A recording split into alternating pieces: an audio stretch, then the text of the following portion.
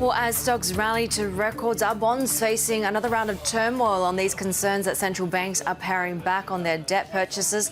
Let's get more with Desmond Soon, Western Asset Management's Head of Investment Management for Asia ex-Japan. He joins us from Singapore, and our Global Economics and Policy Editor, Kathleen Hayes, who is with us in Tokyo this week ahead of the BOJ. Kathleen, I mean, we had that kind of, taper tantrum, if you want to call it that, but things are actually looking okay.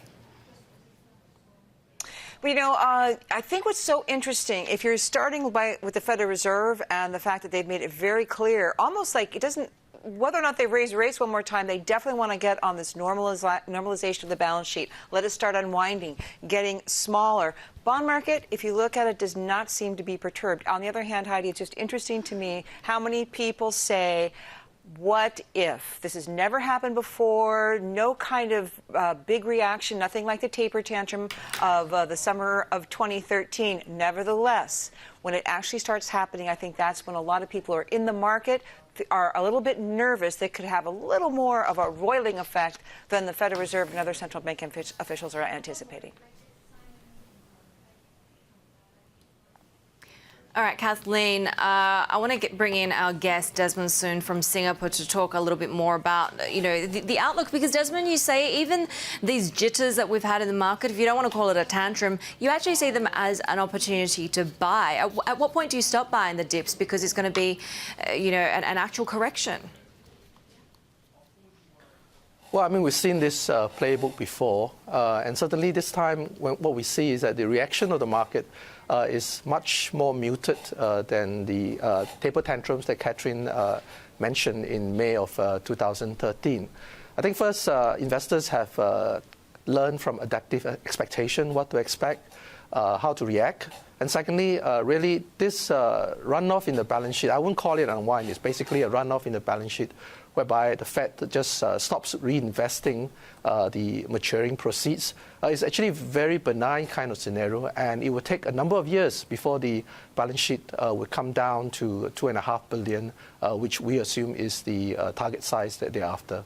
So it's a fairly benign environment. Don't forget the central bank. Yes, go ahead. Oh, I'm sorry, I didn't mean to interrupt you, but why don't you finish your thought, then I'll jump in with mine. Well, I think the last point I want to make is that we have seen quantitative easing in the three major economies, and altogether the central banks have actually pumped in about $14 trillion of liquidity, M1 money, and this money is still there. The money is has to make its way into financial assets, has to find a home somewhere. So we're seeing this huge wall of liquidity continuing to exist. And so, therefore, we're still rather positive, interest-sensitive kind of sectors.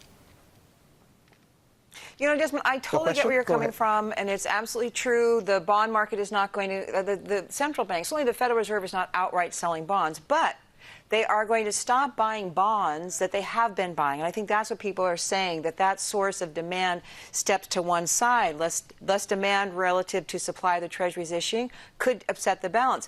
I want to ask you this, though. Is the Federal Reserve doing this in a way at a time that's vexing for them, but maybe good for making this transition? Because bond traders can say, hey, maybe the Fed's going to buy fewer bonds, but we've got a decelerating inflation environment. So that potentially spurs demand from bond investors because inflation is falling and maybe the Fed can't hike rates as much, or maybe not even anything this year, at the same time when there's going to be more supply out there for the market to absorb. It seems if you're bullish on bonds, you could still want to hold bonds, maybe even buy some. Yes, I think you're absolutely right, Kathleen, that the long-term demand for bonds, the demand for long-dated bonds really is driven more by the inflation outlook rather than by short-term Fed policy or perceptions of Fed policy. Certainly, the non-reinvestment may actually cause yield to firm up slightly. I think most studies have shown that it is something like only about 5 basis points impact in terms of the non-investment. So it's fairly benign. And don't forget the very re-regulating environment, very strong regulation environment in much of the insurance industry, much of the banking industry has also forced buyers into buying AAA Treasury bonds. The dollar being strong is also another demand for US dollar bonds. So you cannot have a situation whereby if the dollar is strong, at the same time, long-term interest rates in the US are going up. When you have a strong currency, you should have low interest rate, not the other way around. It's only countries, for example, like Turkey, that have an inflation problem and the currency is weak, then you see surging bond yields. So I think that's something that we have to bear in mind, that a strong currency will coexist with fairly benign and low long-term bond yields. Yeah, I mean, you see that play out when it comes to Australia, right, as a pretty good example. But Desmond, outside of the sovereign space, if you look at corporates in Asia, I know that you've said that, you know, it's important to be fairly judicious in this space. Yes. Well, I mean, we have seen bond credit spreads in Asia actually come off together with US credit spreads as well. So, for example, the Jackie investment grade, the JP Morgan Asia Credit Index, the yields have, the credit spreads have tightened from 153 basis points at the start of the year to 135 basis points. So that's a tightening of about 20 basis points. And this is also in an environment whereby Treasury yields are fairly flat for the year, but actually from their lows was at 1.8, currently at 2.3. So there's a bit of rise in the Treasury risk-free yield. So the credit spreads, the ratio of the credit spread to risk-free becomes less attractive. And therefore, I think it's very important in a very rich valuation environment to be very judicious in your credit picks and to avoid idiosyncratic risks. Desmond, let's turn our attention to the European Central Bank, because certainly European bond markets, global bond markets have been very sensitive to even changes in wording from Mario Draghi suggesting deflationary period is over, reflationary period is starting. So let's call up a Bloomberg chart. It's hashtag 1171, and what it shows is simply that the ECB's purchases of some of the major bond markets, German bonds, French bonds, have already started to taper off a bit because they're running up against supply limits. So that's just really to illustrate that this is definitely coming. But the bottom line is we've got the ECB meeting on Thursday. Isn't this the bond market that is, it seems to me, even hypersensitive to anything the central bank says, gets ready to do, or actually does on its balance sheet? Yes, you're right. This correction in global bond yields is actually led by the ECB, with the German bunds in the European markets after fairly hawkish comments from ECB President Draghi.